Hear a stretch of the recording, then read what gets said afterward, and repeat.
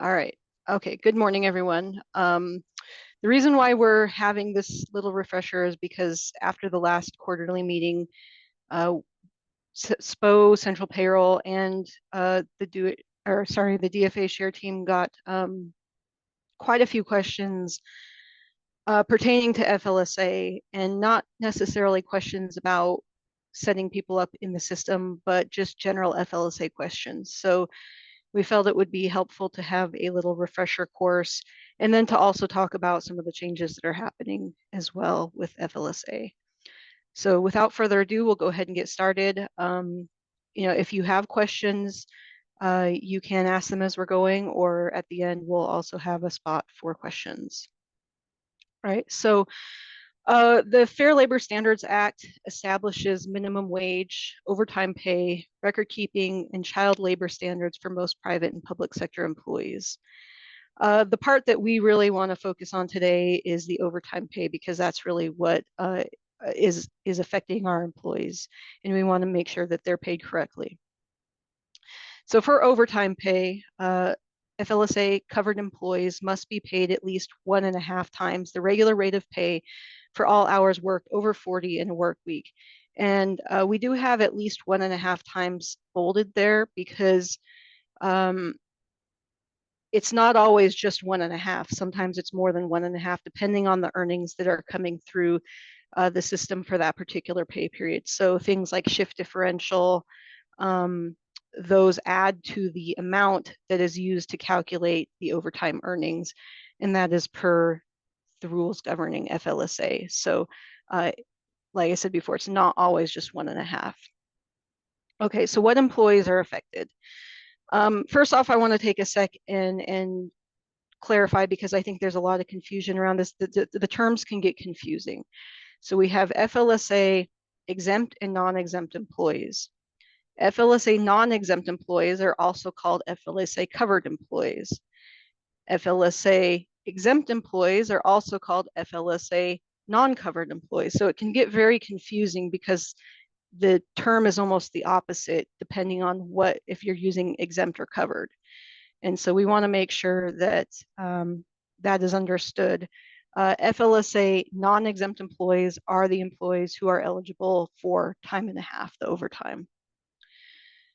To be considered, and let me also say this, by default, an employee should be treated as FLSA non-exempt. So every employee that comes in by default should be treated as FLSA non-exempt, meaning they are eligible for overtime. Now, to be considered FLSA exempt, an employee or the position that performs these duties must meet criteria as set forth by the FLSA. Pay is not the only criteria that someone has to meet. So employees cannot be considered exempt based on the rate of pay alone. In addition to meeting a salary threshold, and that salary threshold has been changing around, in order to meet that salary threshold, an FLSA exempt employee must also perform duties that fall into one of the 4 FLSA exemption categories.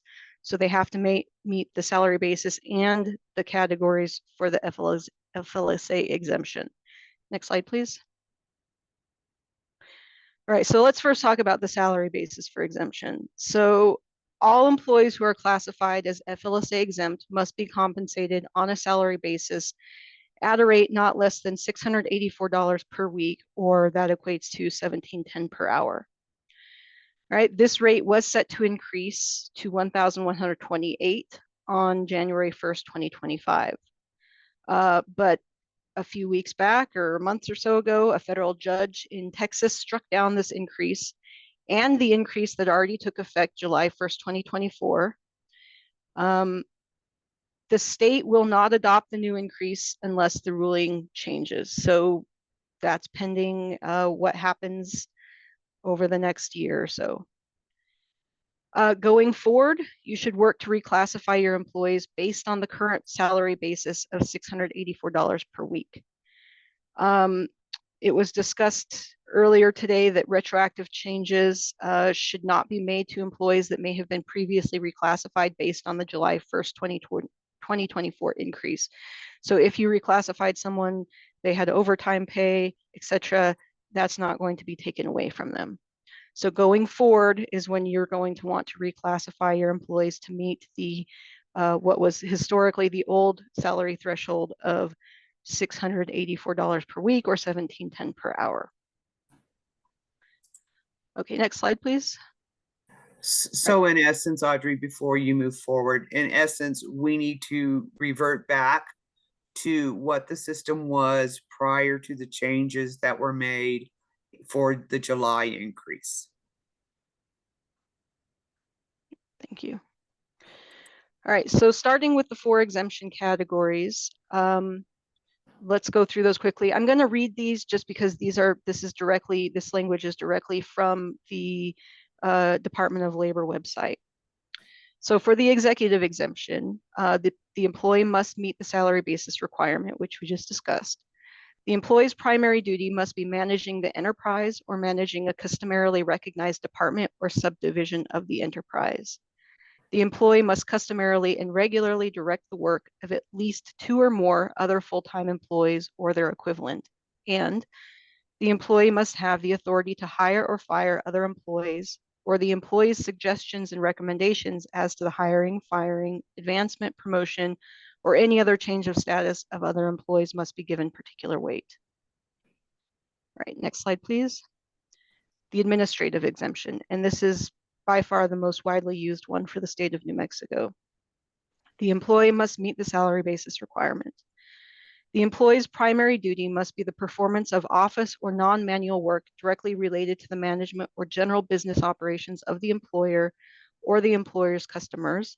And the employee's primary duty includes the exercise of discretion and independent judgment with respect to matters of significance. So this one is very gray. And you probably can see why this is the most widely used exemption for FLSA, because it encompasses a lot of various job duties. Next slide, please. The professional exemption. The employee must meet the salary basis requirement.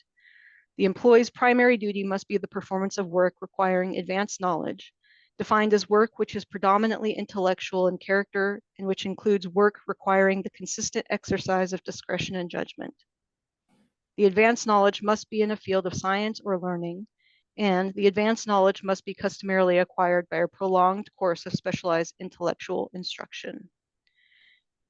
Now, I'm not an expert on FLSA, and I kind of know what this means, but I don't really know what this means. So if you have questions about any of these exemptions, I would recommend that you talk to your SAL plan administrator. And I also know that you can reach out to Department of Labor directly for questions if you need clarification on matters. Next slide, please. Finally, we have the computer exemption. So for the computer exemption, it's a little bit different. The employee must meet the salary basis requirement, or if compensated on an hourly basis, at a rate not less than $27.63 an hour. The employee must be employed as a computer systems analyst, computer programmer, software engineer, or other similarly skilled worker in the computer field performing the duties described below. Next slide, please. The employee's primary duty must consist of the application of systems analysis techniques and procedures, including consulting with users to determine hardware, software, or system functional specifications.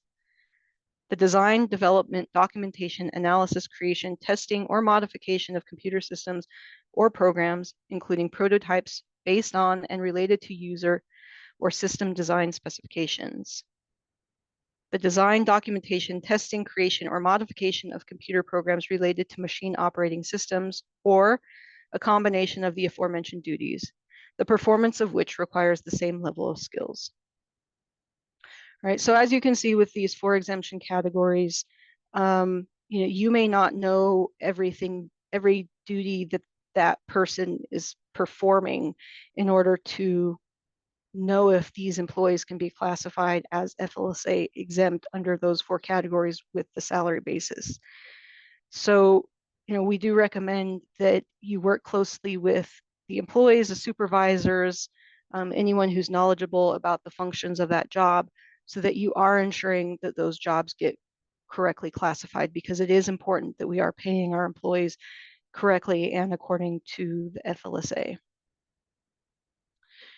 All right, so let's talk a little bit more about FLSA non-exempt employees, or in other words, FLSA covered employees.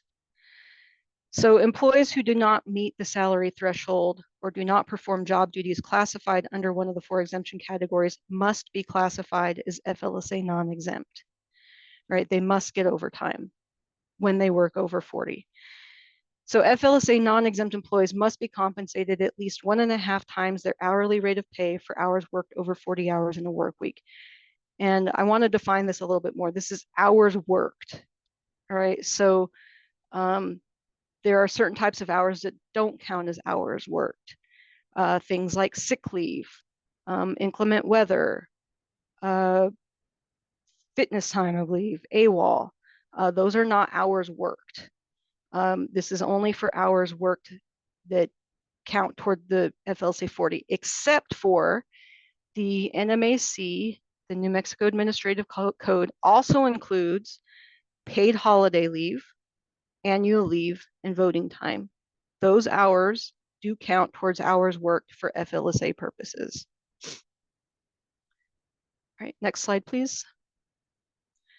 All right, so we have a couple queries later on that you can see what all of your positions are classified as, and also what work group the employee is in, because that's important as well. But I did want to include a slide about how to change the FLSA status if it's required. The change should come from the position. It shouldn't be a change on the employee. It should be a change on the position, and then that should feed through to the employee. If there's any reason why those two have to be different, then that can be done. You can classify the employee separately than the position, but it should generally come from the position. If you do have a valid reason as to why those two should be different, you can work with the share team and we can help you set that up. But like I said, please try to keep the position correct with the FLSA status, and that will feed through to the employee. So if you do need to change it, when you go on to the position page, the very first page, there's 4 pages as you create a position or you update a position. On the first page, down at the bottom, there is the USA drop down. When you click on that, it has FLSA status, and then you can choose which FLSA status is used. And like we just talked about, we use the administrative, computer, professional, and executive. And then also the non-exempt category for anyone who is FLSA non-exempt. Next slide, please. If you do need to change the FLSA, so sorry, going back to that previous slide, that was like if you're creating a new position, it's also for updating, but when you're creating it, that's where you would do it. Same place for updating. Sorry, next slide.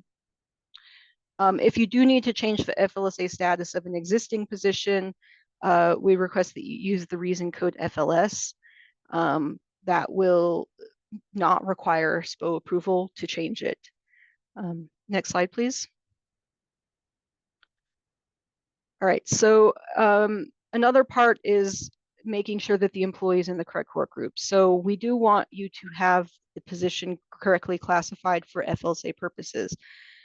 However, that FLSA status is not going to drive if the employee gets overtime or not. What's going to drive that is the work group.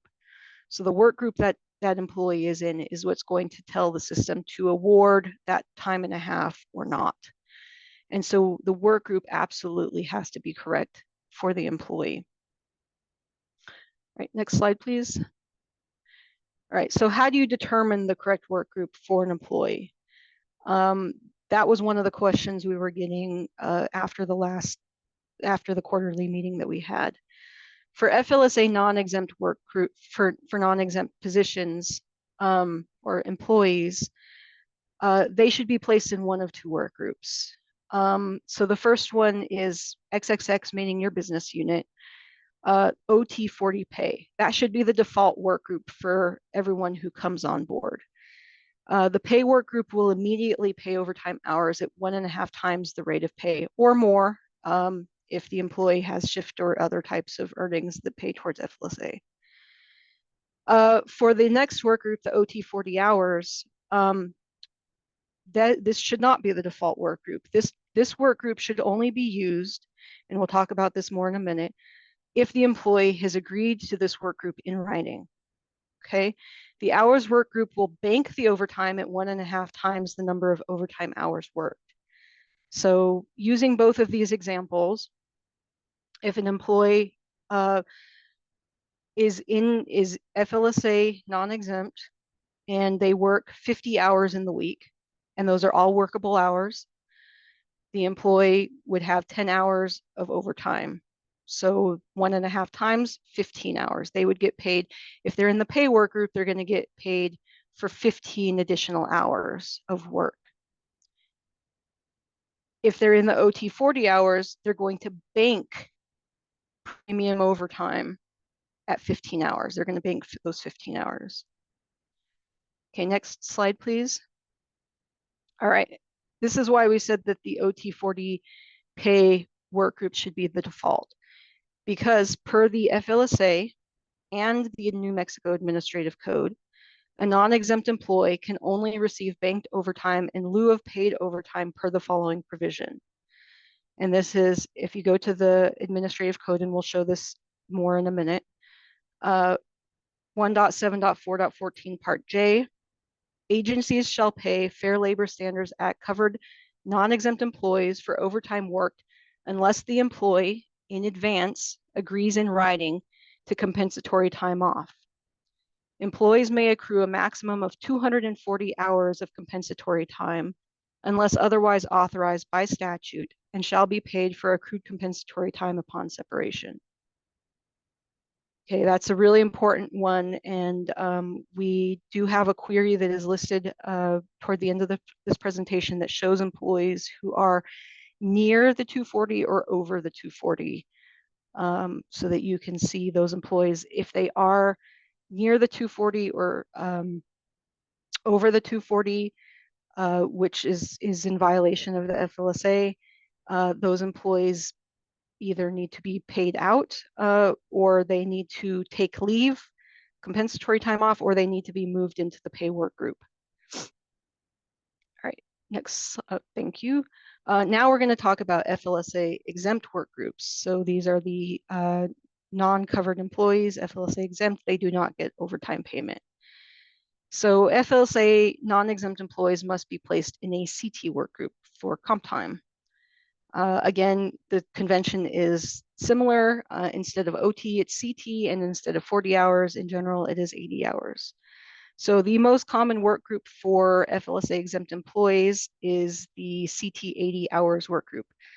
What this work group will do is anytime the employee works over 80 hours in a pay period, that employee will get those hours as straight time banked into the comp time bucket. So if they work 90 hours, they would get 10 hours into that comp time bucket. Some agencies do have policies that allow for pay for a comp time for employees who are FLSA exempt. And if that is the case and that employee is part of that policy, then they can be placed into the CT80 pay work group, which means that anytime they work over that 80 hours in the pay period, that pay will automatically get, those hours will automatically get paid at one time their hourly rate of pay. So using the same example, they work 90 hours in the pay period, they will get 10 additional hours paid to them on that paycheck. One final note on here, FLSA exempt GovEx employees should be placed into the EXH exempt work group. What that work group does is it ensures that their timesheet gets auto-filled at the beginning of the pay period, and they become exception time reporters. For those of you who were here prior to our 9.2 upgrade, we used to do exception time reporting, and that's essentially what the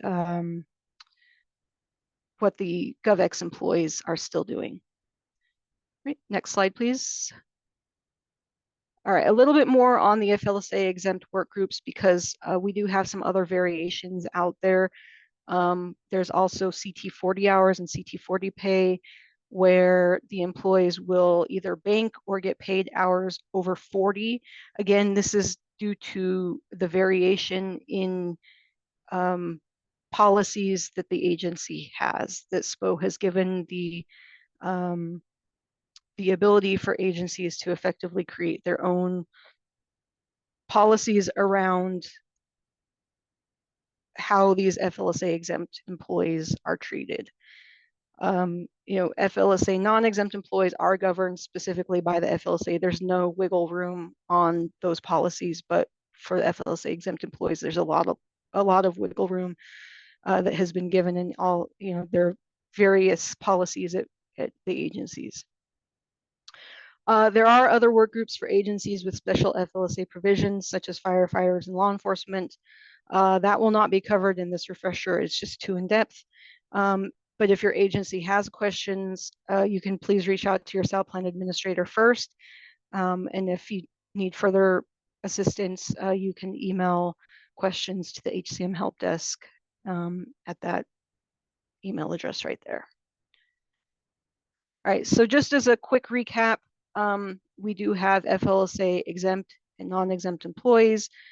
For the exempt employees, they are not eligible for overtime. They would be placed in the CT 80 or CT 80 pay or CT 80 hours or CT 40 pay, CT 40 hours work groups. And they have to, again, meet that salary basis requirement, and they have to be able to be classified as one of the 4 FLSA exemptions. So if you have someone who is making $25 an hour, but they're not performing the duties under any of those FLSA exemption categories, then they cannot be classified as FLSA exempt. They need to be a non-exempt employee, and they will receive overtime if they are working over 40 hours. For non-exempt employees, they are eligible for overtime, and they need to be placed into either the OT 40 or the OT 40 pay or OT 40 hours work groups. Right, next slide. Right, these are queries that I think you'll find useful. Our team has put them together. Some of them have already existed. Actually, all of these have already existed. But we wanted to highlight them for you because in this particular job of making sure that everyone is classified correctly, these will give you the information that you should need to do that. So the first one will show all active employees with their FLSA status and the work group that they are currently in. The second one will show you those employees, and right now there's hardly anyone on this query because you all went through the exercise last July of making sure that people were classified correctly. But this one will show if they're not meeting that current salary threshold of $17.10 per hour, or if there's something else that looks like there's that appears to be misclassified on them.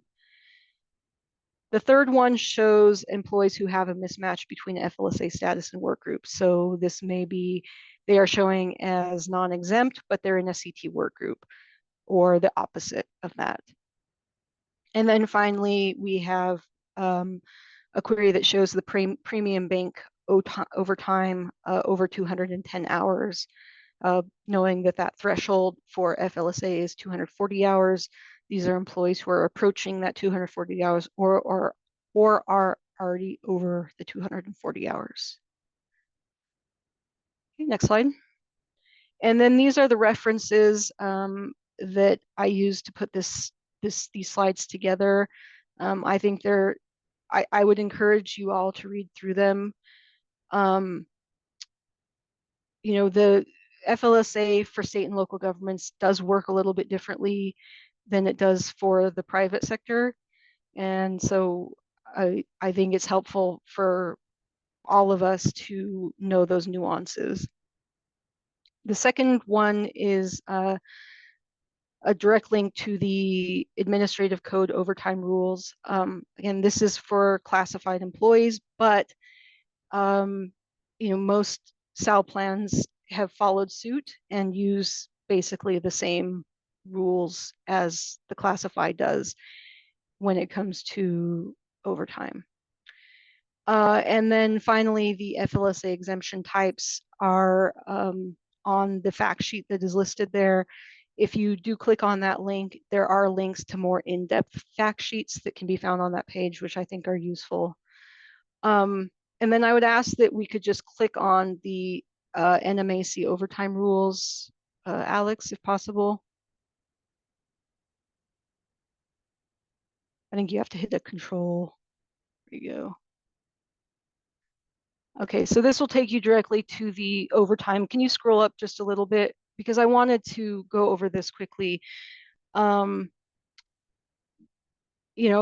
I encourage you all to read through this thoroughly, not just the overtime section, every section of the administrative code. Can we go back to the overtime piece, please? Yeah, right there. So I'm just going to highlight some of these because agencies are responsible for the evaluation of each employee's position and duties in order to determine their overtime status as set forth under the Fair Labor Standards Act. Agencies shall provide documentation to employees as to the determination of their overtime status. Employees do have a right to appeal that determination. So agencies shall notify employees in writing of their appeal decision within 30 calendar days. The employee may file an appeal of the agency's decision to the director within 30 calendar days of the agency's decision. And there's more there, but I think that's the really important one. Agencies shall maintain a record on each employee containing information required by the provisions of the Fair Labor Standards Act. We've touched on this, but the work week is a period of time which begins at 12:01 a.m. Saturday and ends at 12 midnight. And that's especially important for those 40-hour people because it resets every week. Saturday morning right after midnight. Time worked in excess of 40 hours during the designated work week shall be compensated in accordance with the provisions of the Fair Labor Standards Act for Fair Labor Standards Act covered non-exempt employees. Agencies shall not change the work week to avoid payment of overtime. A change to the scheduled work hours within the work week shall not be considered a change to the work week. And that's pretty standard. I mean, our system is set up to, the HCM system is set up to reset at on that 40-hour work week starting Saturday to Friday. So that's not something that could be changed anyway. And that's what the system uses to calculate whether an employee has worked over the 40 hours in that period of time. All right, let's see, I'm going to skip to paid holiday leave. This is the one that says that paid holiday leave, annual leave, and administrative leave for voting all count towards hours worked for FLSA purposes. I believe that one of the salary plans has a slightly different wording. I can't remember which one it is off the top of my head. Just be aware that this one does not, I believe, apply to every salary plan. Let's see here again, the employee has to agree in writing before performing the work to be given overtime, compensatory time instead of pay. So that's a really important one. And that's why by default, those employees should be placed into that OT40 pay work group. And then K kind of covers the employees who are not covered and the comp time that those employees can receive. Agencies have the ability to determine how those employees receive comp time and what can be done with that comp time. All right, that's really what I wanted to show you on that. We can go back to the slides. Next slide, please. That is it for the presentation, but I'm sure there are some questions. So we have very knowledgeable people today who can answer those questions.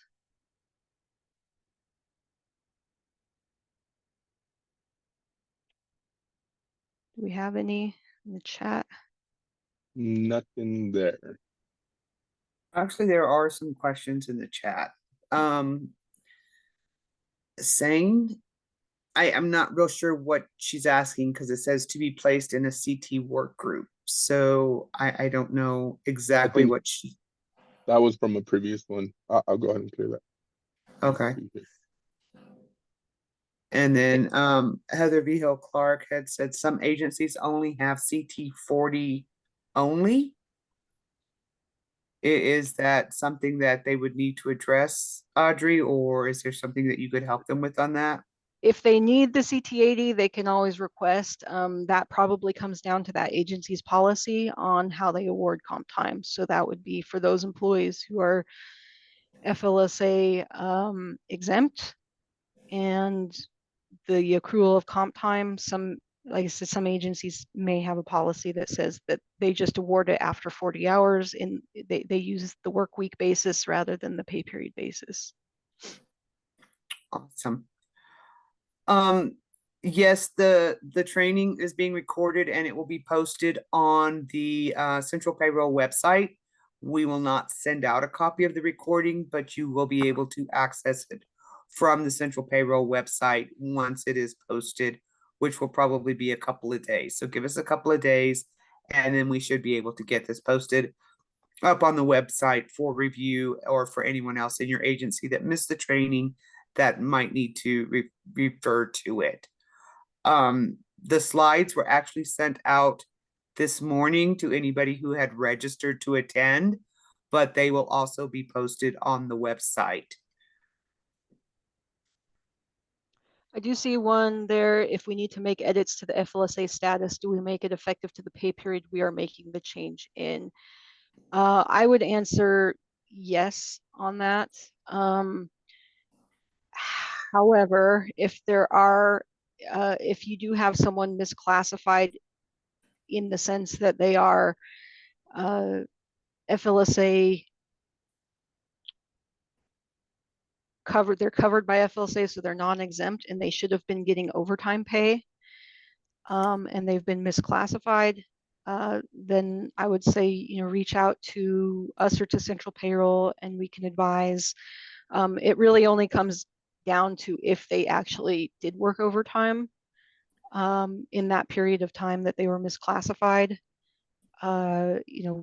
We do get agencies reaching out to us for that on occasion. So I would say in that case where the employee could be penalized, reach out and we can work with you on that. But in general, if the employee has not worked any overtime and they just need to be reclassified, then yeah, do it at the beginning of the pay period or the beginning of the next pay period. If they've already reported time, that makes it cleaner. Jim, Mikkel, do you guys have any thoughts on that?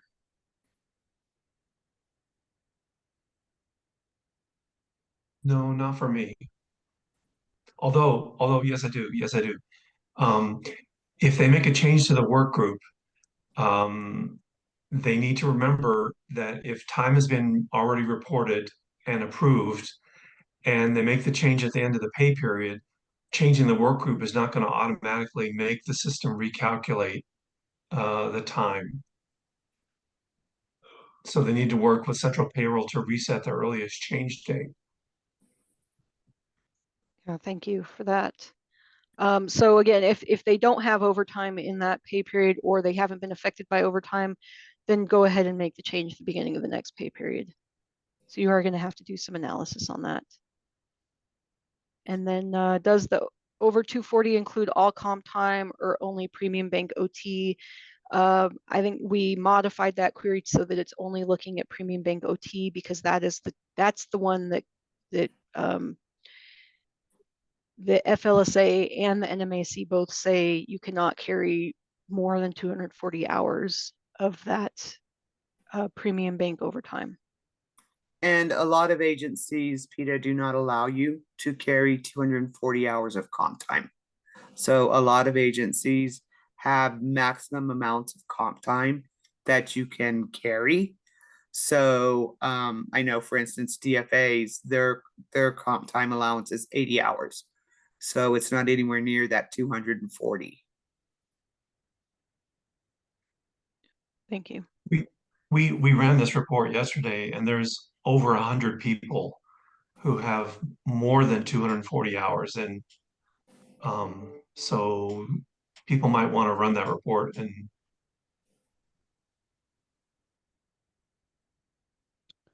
Yep. Thank you, Jim.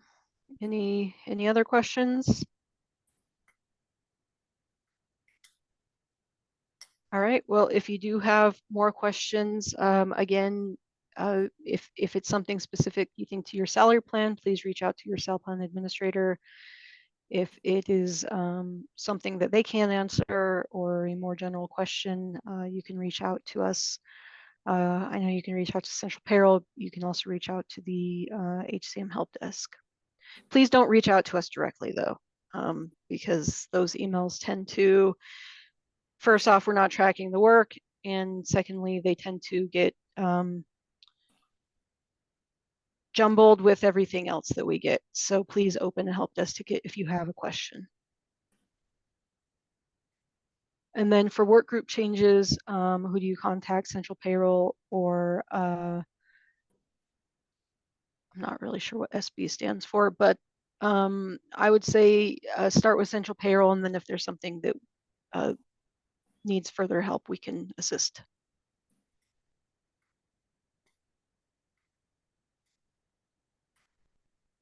When you say 240 hours, so 200, when you say 240 hours of comp time, is that including their vacation time as well? No, it's only the premium bank overtime.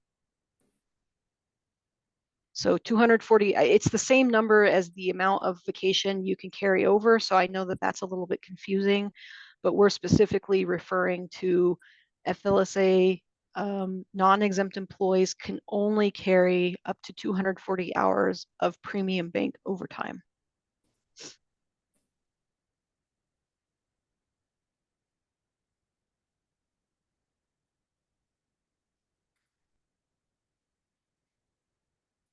All right, well, looks like those are all the questions. This last chance, if you want to chime in. All right, well, thank you, Donna. Thank you everyone for attending, and we appreciate your time. Thank you, everyone. And we hope to be getting some more training out to you soon. You know, this is something that we're really dedicated to doing. So look for some additional training to be coming your way in the months to come.